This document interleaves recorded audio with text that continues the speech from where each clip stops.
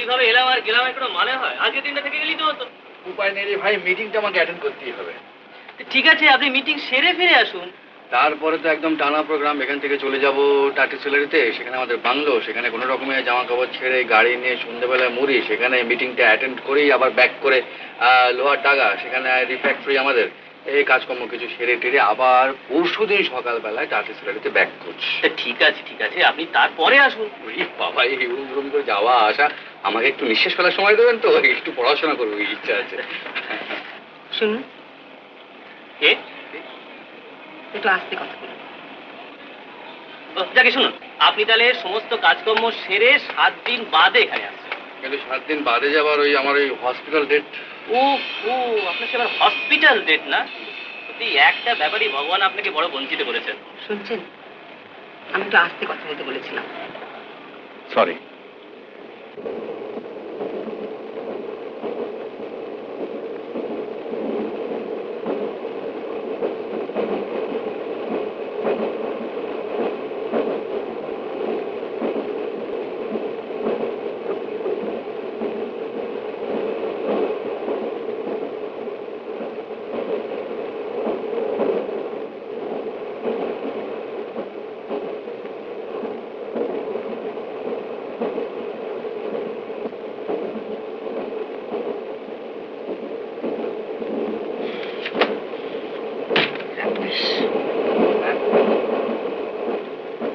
আপনাকে না, বইটাকে বলছিলাম।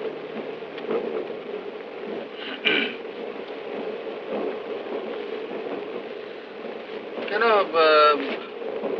রাবিশ কেন বলছেন? এই ভদ্রলোক তো দেশ অমিতাভ চৌধুরী আজকাল বেশ নামটাম করেছেন। লেখক মেয়েদের ছোট করেছেন। হ্যাঁ নাকি? বাংলাদেশের লেখক মেয়েদের ছোট করেছেন? ভদ্রলোকের নিশ্চয়ই মাথা খারাপ হয়েছে। অমিতাভ চৌধুরী লেখকই নন, উনি একজন বিশ্বাসঘাতক। না কেন? আপনাকে যদি আমি আমার মনের গোপন কামনা না আকাঙ্ক্ষার কথা বলি, আর আপনি যদি সেটা হুবহু ছাপিয়ে দেন, তাহলে আমি আপনাকে কি বলবো? না, তাহলে তো ভদ্রলোককে বিশ্বাসঘাতকই বলা উচিত। আর এটা খুবই অন্যায়। আপনি প্রোটেস্ট করুন, ভদ্রলোকের দিকে বলুন। কি করে বলবো? আমি তাকে চিনি না। হ্যাঁ ঠিক।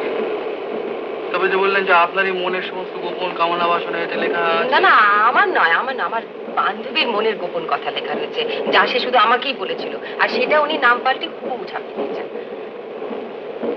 তাহলে আপনার বান্ধবী শুধু আপনার কাছেই তার মনের গোপন কথা বলেননি, তিনি গোপনে অমিতাভ বাবুর সঙ্গে সাক্ষাৎ করে তার কাছেও তার মনের সমস্ত কথা বলেছেন। অসম্ভব। তাহলে কি আমি জানতে পারতাম না? কি জানি, ঠিক বুঝতে পারছি না। আমি বুঝতে পেরেছি। কি বলছেন? বলছি যে লেখক যদি বাস্তবনিষ্ঠ হয়, তাহলে তিনি কল্পনা করে যে চরিত্রটি আঁকছেন, আর বাস্তবে যদি সেরকম কোনো চরিত্র থেকে থাকে, তাহলে এদের দুজনের মনের ভাব, এমনকি মুখের ভাষাও এক হওয়া কিছু বিচিত্র নয়। আপনি কি লেখক? বলতে তো ভরসা হচ্ছে না। কেন? অমিতাভ চৌধুরীকে খারিজ করেছি বলে? ধরুন তাই। আসলে আমরা পথিক। আপনিও পথিক, আমিও পথিক। পথিক? বাহ, বেশ সুন্দর কথা তো। তাহলে পথের আলাপি করা যায়। আচ্ছা, লেখকরা লোক দেখে মনের কথা বুঝতে পারে? সেই আপনাকে কি করে বুঝাই বলুন তো? আমার মনে হয় সাধারণভাবে সবাই যেমন ওপর থেকে বুঝতে পারে ভালো মন্দ, সেরকম পারে হয়তো। এটা আপনি কি বলছেন? কেন বলবো না?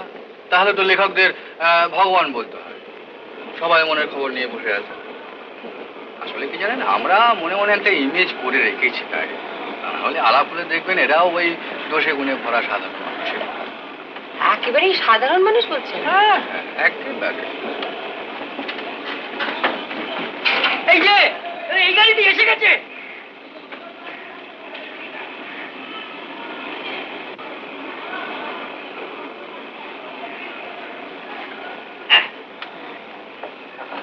আপনি চিন্তায় ফেলেছিলেন দাদা। এই নিন, জানেন, নমস্কার দাদা, নমস্কার। আপনার এই বাড়িতে যখন এসে খবর পেলাম যে আপনি এই বাড়িতে আসেননি, চিন্তা ভাবনায় মরি। এখন আর কোনো চিন্তা নেই, আপনি এসে গেছেন। সব চিন্তা দূরীভূত হয়ে গেল। যাক বাঁচলো। আহা, এ কি আপনি এখানে নামছেন কেন? ফাংশন তো সন্ধ্যেবেলা। হ্যাঁ হ্যাঁ, তো আমার বাংলোয় চেঞ্জ করে নিয়ে দুজনে আমার গাড়িতে সন্ধ্যেবেলা একসঙ্গে চলে যাবো তো? হ্যাঁ? ভালো, সেই ভালো, সেই ভালো। আপনি এক কাজ করবেন, আপনি বলবেন যে লেখক শ্রী অমিতাভ চৌধুরী এসে পৌঁছে গেছেন, সন্ধ্যাবেলা আমি ওনাকে নিয়ে একসঙ্গে প্যান্ডেলে পৌঁছে যাচ্ছি। আসুন দাদা। দাদা আপনার বইটা? না, এটা আমার বই। লেখাটা যখন আপনার, তখন বইটাও আপনার। ওতে আপনাদের কথাই লেখা আছে, কাজেই ওটা আপনাদেরই বই। লেখকরা দোষে গুণে গড়া সাধারণ মানুষ, আর পাঠকরা তাদের সব দোষ ক্ষমা করে নেয়। আসুন ধরুন।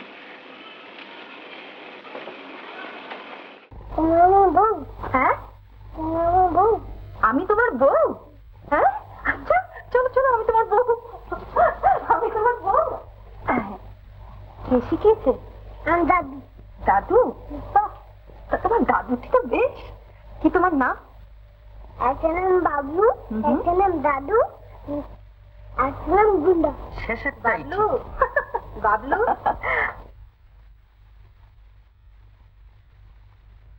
বাবলু,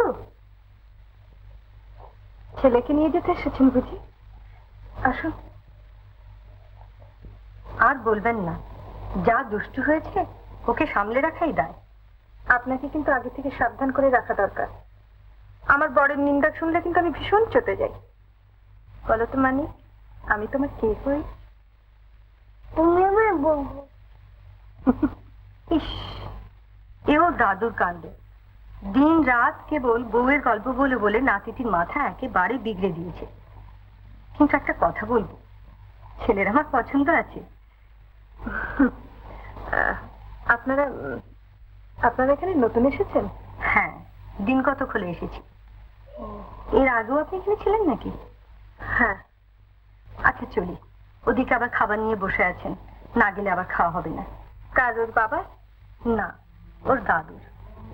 হঠাৎ এই প্রশ্ন যে? এমনি সকাল থেকে সবাইকে দেখছিলাম, ভদ্রলোকটিকে দেখতে পেলাম না। ভদ্রলোকটি বাইরে থাকেন। এসো বাবলু। কি খুব যে ভয় পেয়েছিলে, বেশি লাগলো কি?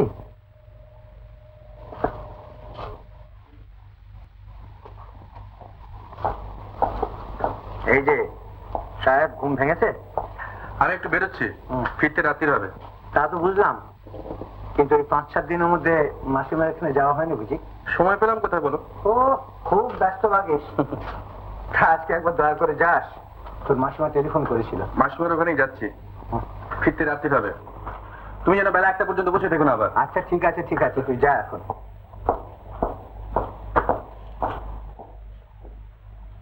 শিবম সুন্দরম হে তুমি প্রাণে পঞ্চ প্রদীপ জালো,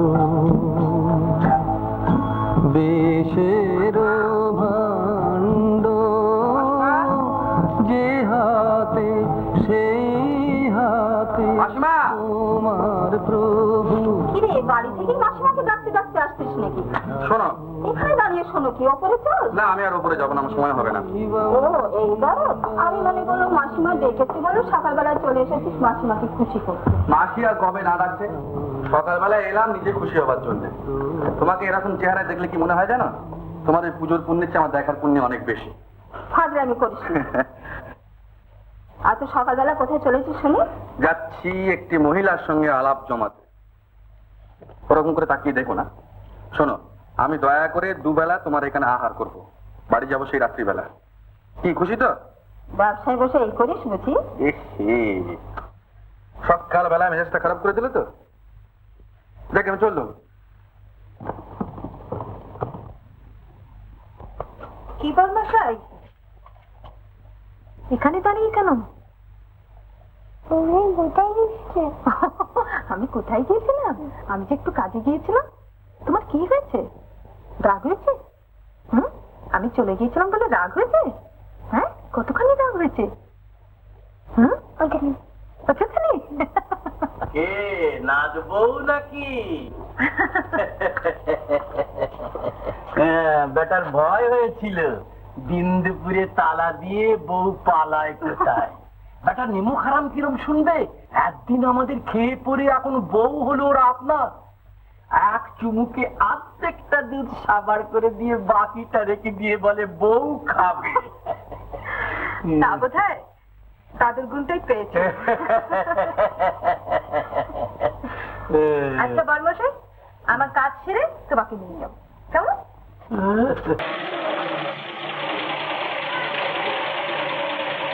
বেশ লোক যাবে, 10 দিনের নাম করে 1 মাস কাটিয়ে এলো।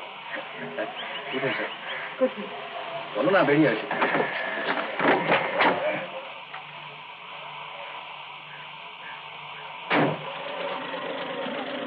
কি বললে? আমি বিয়ে করেছি?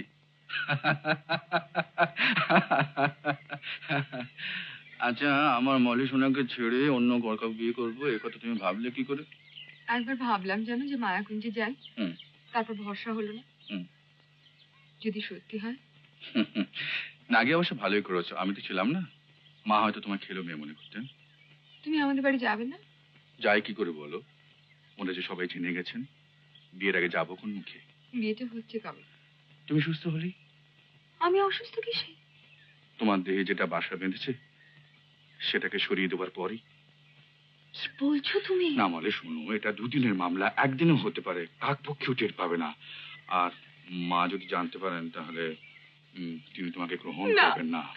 না না না না, আমি কিছুতেই হতে দেবো না, কিছুতেই না। আমি কি তোমার মাকে নিজে বুঝিয়ে বলবো? আর যদি রাজি না হন তাহলে শোনো, তাহলে তুমি শুধু স্ত্রী বলে আমাকে স্বীকার করে আমি কথা দিচ্ছি তোমাদের মায়াকুঞ্জের ধারে কাছে যাবো। এই দেখো বোকা মেয়ে, কাঁদে দেখো। আচ্ছা দাঁড়াও, দেখি। আচ্ছা শোনো, কাল তুমি সন্ধ্যাবেলা ঘাটে এসো, আমি তোমার গাড়ি পাঠিয়ে দেবো, কেমন? তুমি আমাদের বাড়িতে চলে আসবে, আর বাড়িতে বলে এসো যে মা রাজি হলে বেশি রাতে নাও ফিরতে পারো। ঠিক আছে? দেখি। ওদের কিছু বলেও আসতে পারিনি, একটা চিঠিতে শুধু জানিয়ে এসেছি আজ বোঝাপড়ার মুখোমুখি গিয়ে দাঁড়াচ্ছি, হয়তো ফিরতে নাও পারি, ভেবো না। দিদিমণি চলুন, গাড়ি এসছে।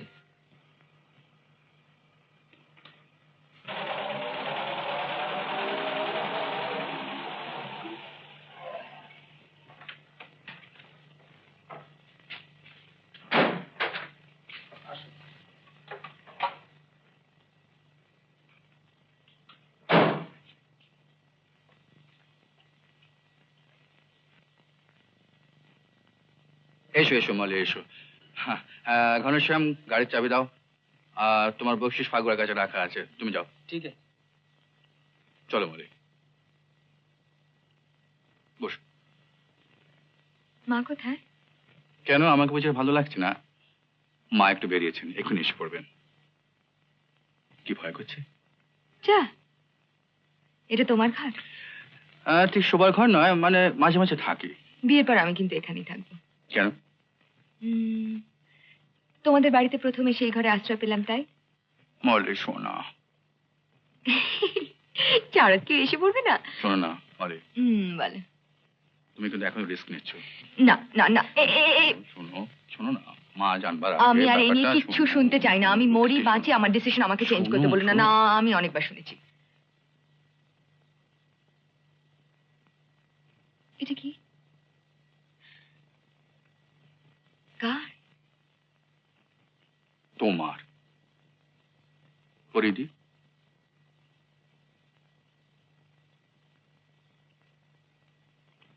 বাহ, সুন্দর দেখাচ্ছে। আয়না নেই? আচ্ছা, যাও, ওখানে যাও।